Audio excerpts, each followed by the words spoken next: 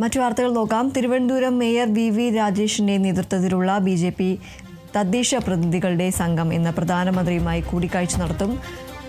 ലോക് കല്യാൺ മാർഗിലെ പ്രധാനമന്ത്രിയുടെ വസതിയിലാണ് യോഗം. വൈകിട്ട് 4 മണിക്ക് മുതൽ 6 മണി വരെയാണ് കൂടിക്കാഴ്ച. രാവിലെ ആഭ്യന്തരമന്ത്രി അമിത് ഷായുമായും BJP ദേശീയ ആസ്ഥാനത്ത് കൂടിക്കാഴ്ച നടത്തും. തുടർന്ന് നഗരവികസന മന്ത്രി മനോഹർ ലാൽ ഖട്ടർ വികസന പ്രവർത്തനങ്ങളെക്കുറിച്ച് ക്ലാസ് എടുക്കും. രാത്രി JP നദ്ദയുമായി കൂടിക്കാഴ്ചയ്ക്ക് ശേഷമായിരിക്കും സംഘം നാളെ കേരളത്തിലേക്ക് മടങ്ങുക. ഇന്നാണ് തിരുവനന്തപുരം മേയറായ വി രാജേഷിന്റെ നേതൃത്വത്തിലുള്ള BJP തദ്ദേശ പ്രതിനിധികളുടെ സംഘം പ്രധാനമന്ത്രിയുമായി കൂടിക്കാഴ്ച നടത്തുന്നത്. വൈകിട്ട് 4 മണി മുതൽ 6 മണി വരെയാണ് കൂടിക്കാഴ്ച നടക്കുക. ലോക് കല്യാൺ മാർഗിലെ പ്രധാനമന്ത്രിയുടെ വസതിയിലാണ് കൂടിക്കാഴ്ച നടക്കുന്നത്. രാവിലെ ആഭ്യന്തരമന്ത്രി അമിത് ഷായുമായും BJP ദേശീയ ആസ്ഥാനത്ത് കൂടിക്കാഴ്ച നടത്തും.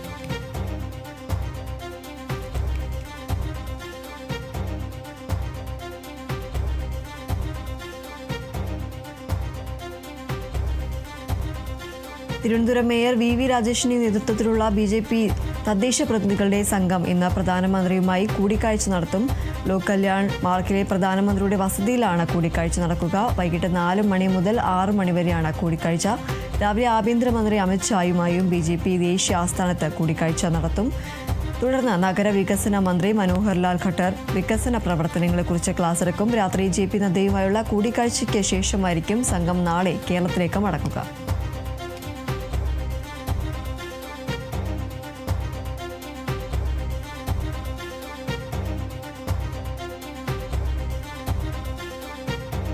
തൊണ്ടിമുതൽ കേസിൽ ശിക്ഷ റദ്ദാക്കണമെന്ന മുൻ മന്ത്രി ആന്റണി രാജുവിന്റെ ഉപഹർജിയിൽ ഇന്ന് ഇടക്കാല ഉത്തരവ് പറയും.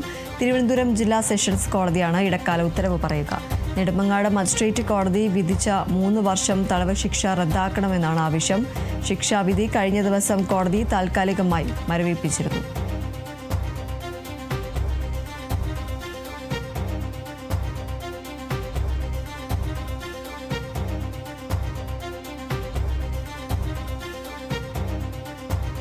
ലഹരിക്കേസിൽ വിദേശ പൗരനെ രക്ഷപ്പെടാൻ തൊണ്ടിമുതലിൽ കൃത്രിമം കാണിച്ചുവെന്ന കേസിൽ മുൻമന്ത്രിയായ ആന്റണി രാജുവിന്റെ ശിക്ഷ റദ്ദാക്കണമെന്ന ഉപഹർജിയിൽ ഇന്ന് ഇടക്കാല ഉത്തരവ് പറയും. തിരുവനന്തപുരം ജില്ലാ സെഷൻസ് കോടതിയാണ് ഇടക്കാല ഉത്തരവ് പറയുക. നെടുമങ്ങാട് മജിസ്ട്രേറ്റ് കോടതി വിധിച്ച 3 വർഷം തടവ് ശിക്ഷ റദ്ദാക്കണമെന്നാണ് ആവശ്യം. ശിക്ഷാവിധി കഴിഞ്ഞ ദിവസം കോടതി താൽക്കാലികമായി മരവിപ്പിച്ചിരുന്നു.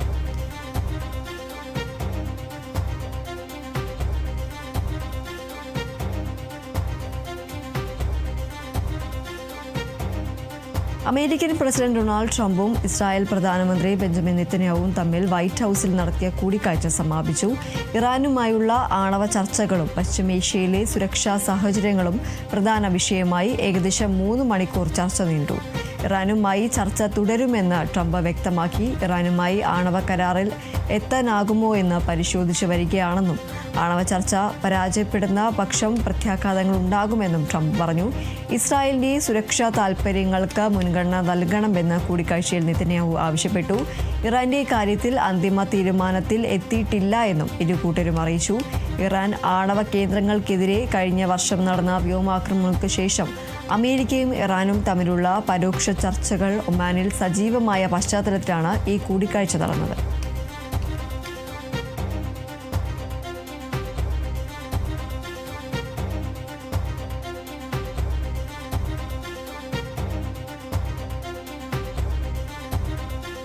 അമേരിക്കൻ പ്രസിഡന്റ് ഡൊണാൾഡ് ട്രംപും ഇസ്രായേൽ പ്രധാനമന്ത്രി ബെഞ്ചമിൻ നെതന്യാഹുവും തമ്മിൽ വൈറ്റ് ഹൗസിൽ നടത്തിയ കൂടിക്കാഴ്ച സമാപിച്ചിരിക്കുകയാണ്.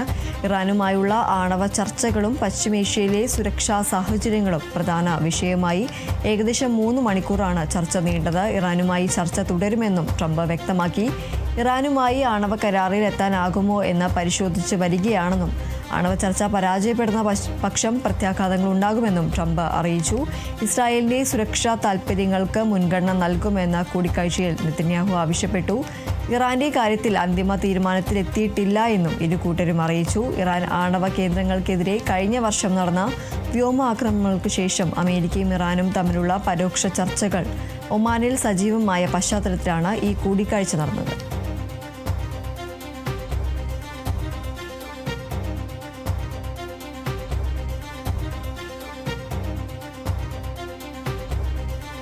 കാസർഗോഡ് മഞ്ചേശ്വരം തുമ്മിനാട് ഇരട്ടക്കൊലക്കേസിൽ പ്രതി ഉമർ ഫാറൂഖിനെ ഇന്ന് കൊല നടന്ന വീട്ടിലെത്തിച്ച് തെളിവെടുപ്പ് നടത്തും. ഇന്നലെ പ്രതി കത്തി വാങ്ങിയ ഉപ്പളയിലെ ഭദ്ര സ്റ്റോറിലെത്തിച്ച് തെളിവെടുപ്പ് നടത്തിയിരുന്നു. കടയിലെ ജീവനക്കാർ പ്രതിയെ തിരിച്ചറിഞ്ഞിരുന്നു. ഈ മാസം 2-നാണ് 18 വയസ്സുകാരിയായ മകൾ മറിയം ജുമയിലെയും ബന്ധു ഷെയ്ഖ് കുഞ്ഞിനെയും പ്രതി വെട്ടിക്കൊലപ്പെടുത്തിയത്. കുടുംബ പ്രശ്നങ്ങളെ തുടർന്നായിരുന്നു കൊലപാതകം ആസൂത്രിതമാണ് എന്നതായിരുന്നു പോലീസ് കണ്ടെത്തിയത്. വിവാഹമോചന കേസ് നടക്കുന്നതിനിടെ സ്വത്ത് സംബന്ധിച്ചുള്ള തർക്കമാവുകയും തർക്കം പരിഹരിക്കാൻ എന്ന വ്യാജേന ഉമർ ഫാറൂഖ് ഭാര്യയെ കാണാൻ ബന്ധുവീട്ടിലെത്തുകയുമായിരുന്നു. സംസാരത്തിനിടെ ഇയാൾ അരയിൽ കരുതിയ കത്തി ഉപയോഗിച്ച് ബന്ധുവിനെയും തടയാനെത്തിയ മകളെയും വെട്ടുകയായിരുന്നു. ചികിത്സയിലിരിക്കെയാണ് ബന്ധു ഷെയ്ഖ് കുഞ്ഞ് മരിച്ചത്.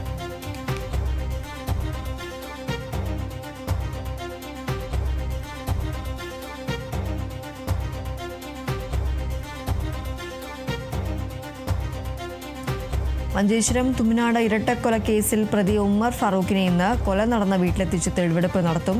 ഇന്നലെ പ്രതി കത്തി വാങ്ങിയ ഉപ്പളയിലെ ഭദ്ര സ്റ്റോറിലെത്തിച്ച് തെളിവെടുപ്പ് നടത്തിയിരുന്നു. കടയിലെ ജീവനക്കാർ അടക്കം പ്രതിയെ തിരിച്ചറിഞ്ഞിരുന്നു.